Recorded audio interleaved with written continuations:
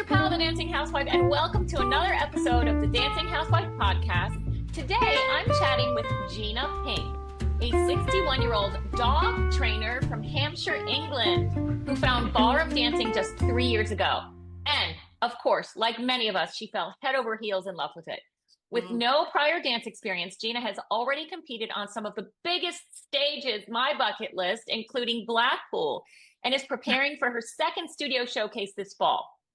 If you've ever thought you were too old to start dancing, Gina is here to prove you are wrong. Her advice, just like Nike, just do it. Don't hesitate, you won't regret it. Gina, welcome to the Dancing Housewife podcast. I'm so delighted we finally got you on between the time change and the tech issues. We are here. Yay. It's a pleasure. It's a pleasure. Thank you for asking me. Let's start with a little bit of background.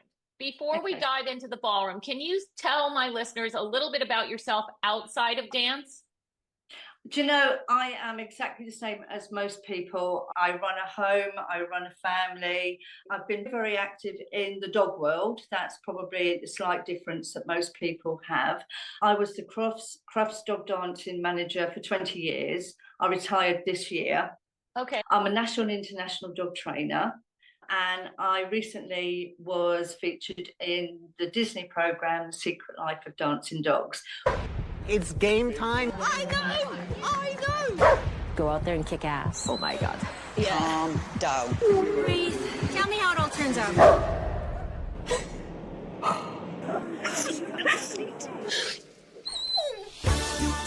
He's my twin soul. I love him to the moon and back and more. Dancing with my dog is the closest thing to magic.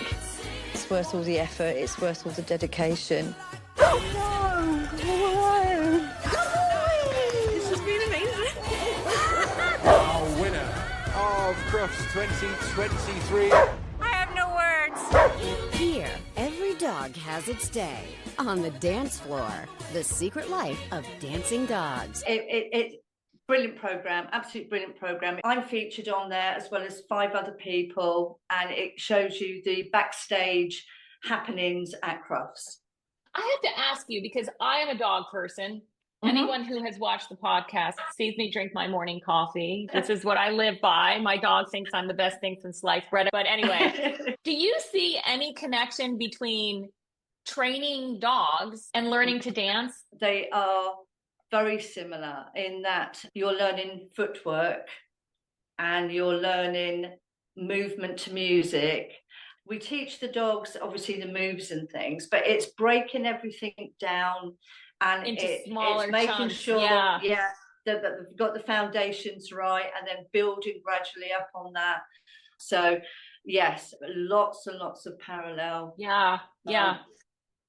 That's a great segue to talking about your dance journey. So you started dancing, you started standard ballroom and Latin just 3 years ago. Yes. What was really the final nudge that led you to take the first step? Our version of Your Dancing with the Stars is called Strictly Come Dancing. Right. And I watched it for so many years. And then in December 2021, a deaf lady, Rose Aileen Ellis, won Strictly Come Dancing. Yes, I heard about her. That was amazing. With Giovanni Panizzi. And that is what really nudged me, because I thought, do you know, if not now, then when? And being a dog dance teacher, I immediately thought I'm going to have private lessons, because your teacher can adapt your lessons to you. And that's how I really got into it. You mentioned that you had no dance experience before this, except for dog dancing, but that's slightly different. Yeah. What was it like for you when you first started? Just walking into your first private lesson, what was it like for you? Do you know, I can remember it like it was yesterday. I still can, because we were just coming out of COVID. And so we were allowed to have classes at indoor venues again. But we had to still wear the mask and the hand sanitizer and everything. But even though we had those kind of barriers, I was so lucky in that I found Ballroom Beat Dance Studio and my dance teacher, Jeremy Bazil, and he is so patient And I can still remember my very first lesson. I couldn't remember my left from my right. It was just so weird, but he was so patient and just made me laugh about everything. And I just couldn't wait for my second lesson. Well, now you've only been dancing for 3 years, but you've already competed 5 times, including twice at Blackpool. Yeah, I know. What was that like? Especially your second competition when you made it to the Latin finals. That's very impressive. I can't believe I did that. I said to my teacher, don't worry, I'm not going to get through a round. You know, you're going to have plenty of rest time in between dances. You know, don't worry. And we did ballroom in the morning, and I got there before everybody else. I was there at the crack of dawn, and I just wanted to take in the atmosphere and find my way around everywhere. And I walked around the floor by myself just to take in the atmosphere. It is such a beautiful building that when you're doing your ballroom, you're just looking up at this most beautiful ceiling. It's just something very special. It really is. But we did ballroom in the morning and Latin in the afternoon. And I got through one round in my ballroom. And that was enough, to be honest with you, because it highlighted what I needed to continue working on. Exactly. And it was only my second competition. It really was. In my Latin, I got through to the semi-finals, and I couldn't believe it. I was so surprised that I actually had to ask a studio member if she could double check that I had got it right and I was through to the semi-finals. And she came with me and double checked. She went, yeah, you're through to semi-finals. And yeah. That's pretty impressive. Congratulations. That's big. That's big. Yeah. So what surprised you most about the world of competitive ballroom? Oh my gosh. When my dance teacher said I needed to go into competition, that was my next stage. My immediate reaction was, oh no. And I only had 7 weeks, literally 7 weeks between him saying, you're doing a competition and this is your first competition. So I had to find the ballroom dress. I had to find the Latin dress. I had to learn about tanning. Oh my goodness. I had to learn about hair and makeup and etiquette and everything so quickly. The shoes. Oh my goodness, the shoes. Now I love my shoes to pieces, but to begin with, I was thinking I've got to dance in heels in a dress with all the hair, the makeup, false eyelashes. I've still got to master the false eyelashes. But I swear false eyelashes change your center of gravity. I swear. Really? It's still on my to conquer list, but I felt that I learned so much in such a short period of time. But the one thing that really stood out was how incredibly kind everybody was. I bought a second-hand dress from Facebook Market for my ballroom dress, and it was a lot of money. And I said to the lady, I'm going to drive and have a look at it first. Is that okay? And she said, absolutely. I spent the entire afternoon with this lady. She opened the door. I said, I'm a total newbie. I really have no clue. Turns out that she is a lady that dresses her local dance studio for competitions. And she said, let's sit down, take it easy. I said, okay. I saw the dress that I'd gone for. It was perfect colour for me, style, everything. And then she saw me through choosing a Latin dress, because I didn't want anything too young. You know what I'm... I get it. And so she spent the entire afternoon with me going through everything. And then Jeremy's wife, Kate, helped me learn about the hair, the makeup, the etiquette. Everyone was just so friendly and so helpful. I couldn't have asked to be in a better place. I really couldn't have done. I had never had a spray tan in my life. And I found our local spray tan shop and everything and booked my appointment. And the lady was lovely again and said, have you ever had one of these? I went, nope. And I said, this is what I need it for. I'm going to Blackpool. And she said, okay, so it needs to be a dark one. And I went, okay. And she said, I do a lot. I do a lot of spray tans for local ballroom and Latin dancers. And this is I went, okay. But when we get there, I thought I had a very dark tan. And I had, you know what I'm going to say? I even had this one there. Yeah. You're never dark enough, I swear. In ballroom, you're never dark enough or tall enough. All right, you said your first showcase was a turning point for you. Yes. And then I know you have another one coming up in a month, less than a month, in September. So tell me what was so special about the first one, and tell me what you're looking forward to most with this second one. So the studio were doing a showcase, and my dance teacher said, I think we should do this dance in the showcase. And it was the Paso Doble.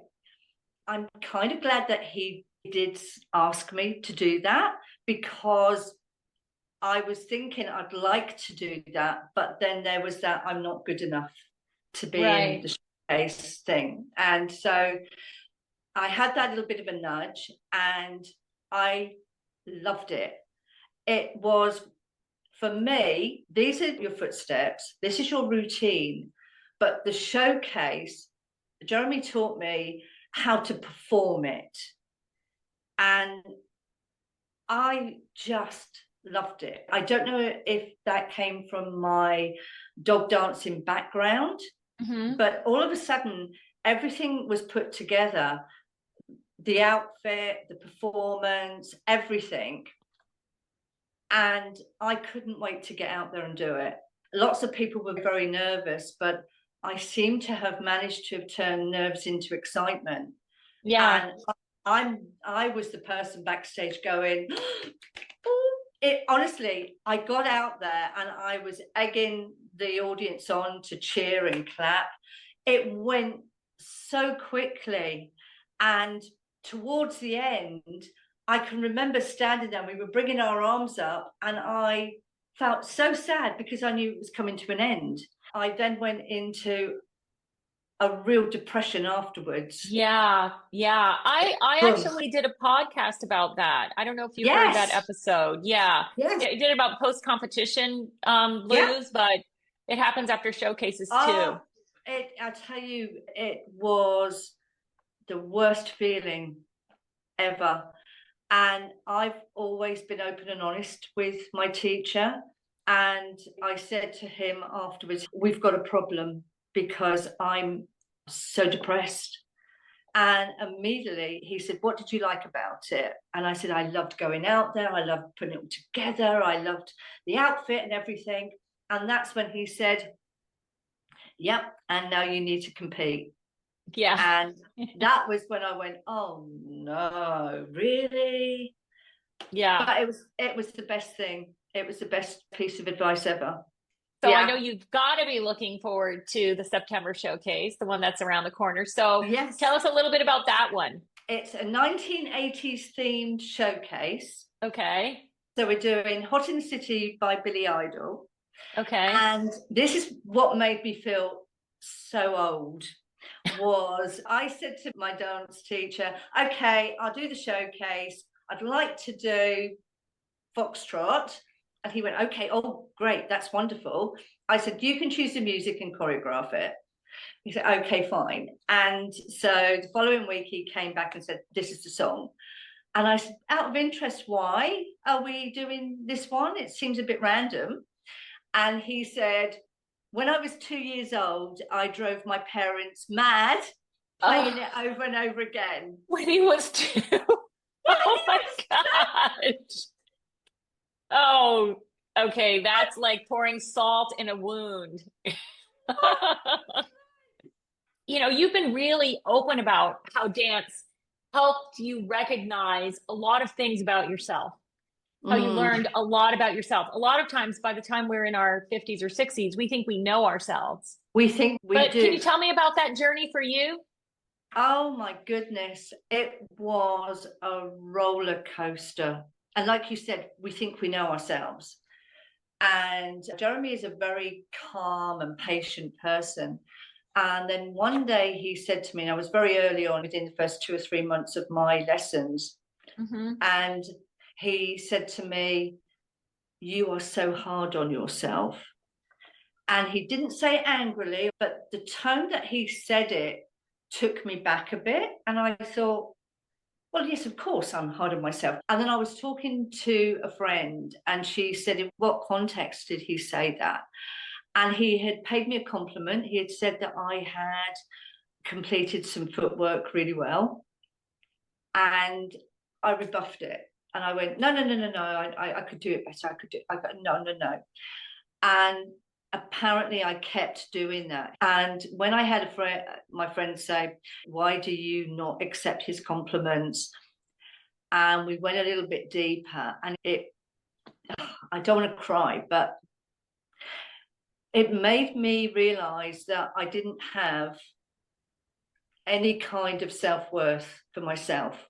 I had been brought up to put everybody else first, everybody else's needs, and everything was always put before me. As long as everybody else was happy, then that's okay. And that I didn't really count an awful lot. And that suddenly hit me hard. It really did. And after that, I had to work so hard on every time Jeremy said, "You did that good." My instant reaction was, "Oh, no. And I had to stop myself and say, "Thank you very much." And that was such a huge struggle. But that was the turning point. And so I literally now put in some very hard boundaries, and I realized that I am worthy of this kind of happiness. I am worthy of a compliment, and I now accept them very easily. But that was very, very hard. Yeah. Very hard. Was that something you expected to happen? No. Honestly, I went to my first dance lesson and I thought, I'm just going to learn a few dance steps and that will be it.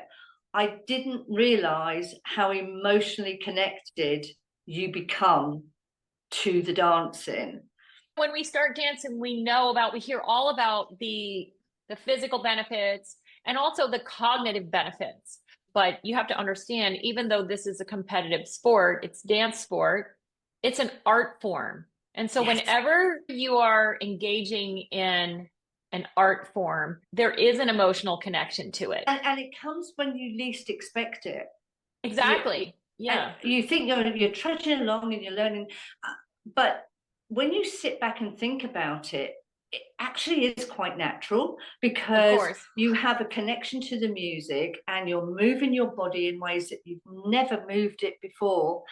And you've got teachers and coaches that are passionate about their craft, and it just suddenly overtakes you. But at the same time, it's lots of fun as well. So right. And that's a great segue to my next couple of questions, because you've had some fun and funny moments in your dance journey over the last 3 years.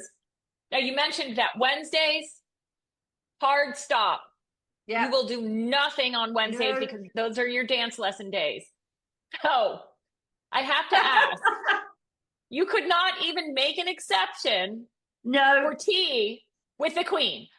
So for listeners, Gina, I don't know how you got this, but Gina was invited to Buckingham Palace to a garden party back with the new king. With the new king. Oh, wasn't it? Yes, with the new king. Yeah. And she declined because she had dance lessons. So I want to hear that story. Okay. So it was all connected with the dogs again. And people from our kennel club, which is now the Royal Kennel Club, had a garden party invitation from the new King Charles. And so a number of us were invited to go up there. And I received a call and I said, okay, well, when is it? And all they had to say was Wednesday. And I went, nah, sorry, And the person on the other end of the phone was quite funny because there was a silence, and I said, no, sorry, it clashes with my dance lessons. And he said, can't you change them? I said, yeah, I'm sure I could, but no, I'm not going to. But thank you very much for asking.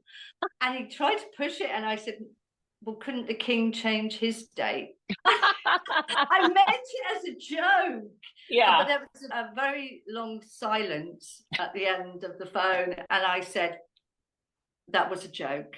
Thank you very much for inviting me, but no, thank you. That's pretty funny.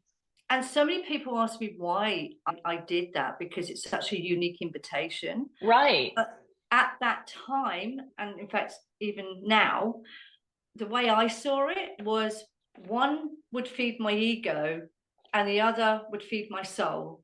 Yeah. And dance wins every time. So I declined it. Yeah. Another fun thing you did. I'm not sure if I would classify this as fun, I'll be honest. But you did a charity fundraiser where you danced for 31 days straight. I think I would lose my mind. Tell me exactly what that was about. Like, what was it? It was a charity fundraiser for Macmillan Cancer Support. And it was close to my heart because when my auntie was in her final stages, a Macmillan nurse came and helped our family look after her. And what you had to do was every single day do a dance. And I literally looked at the schedule and worked out when I was having my lessons. My dance teacher allowed me to video. And so every single day you then post on Facebook your dance. Oh, wow. Try to encourage people to give. And all of a sudden I was receiving calls from people who I knew well socially, and they were telling me their personal stories relating to cancer.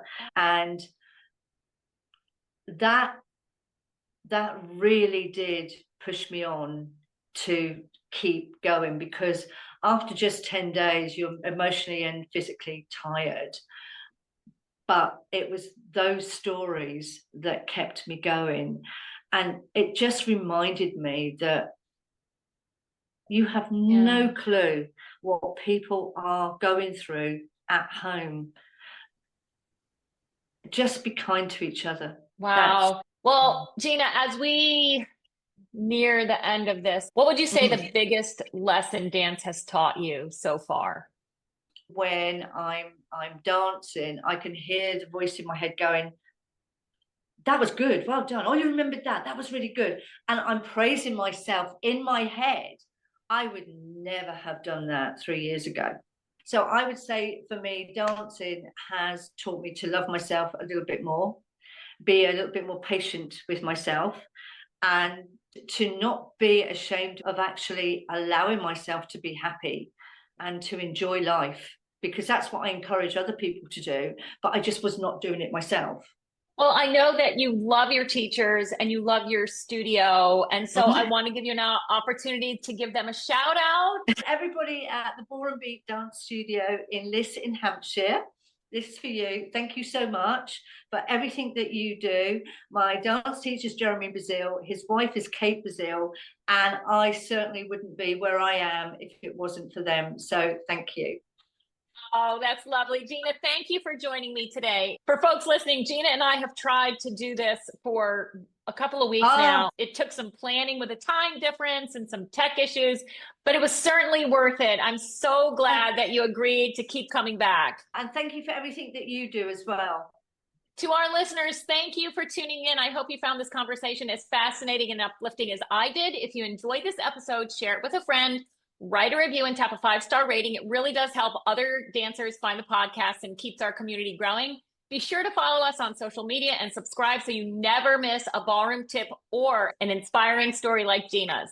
I'll be back next week with more insights, stories, and conversations from the world of ballroom dance. Until then, this is the Dancing Housewife and Gina Pink signing off. And as always, happy dancing!